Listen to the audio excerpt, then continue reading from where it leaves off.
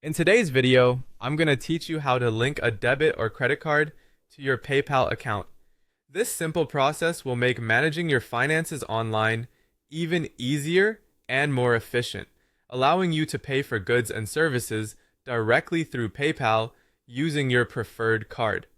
First things first, let's start by logging into your PayPal account. If you're unfamiliar, PayPal is a widely used service that securely processes online transactions, allowing users to send and receive money without the need of entering financial information directly with sellers.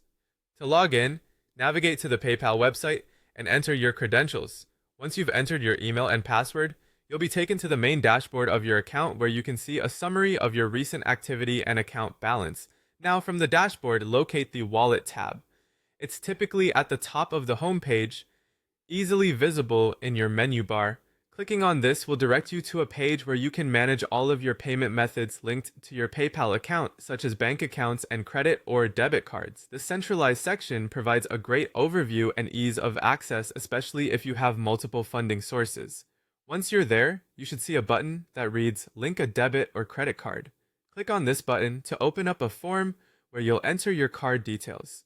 This button is essentially your gateway to integrating your card into the PayPal ecosystem, providing a seamless way to handle transactions. As you proceed to the next section, you'll need to fill in your card information. This step requires you to enter the information exactly as it appears on your card.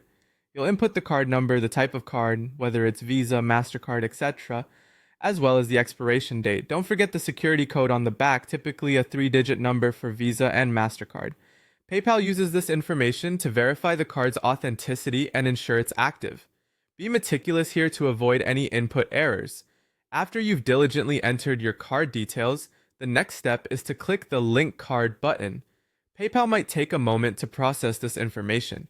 In some cases, for added security, they might do a quick verification to confirm your ownership of the card.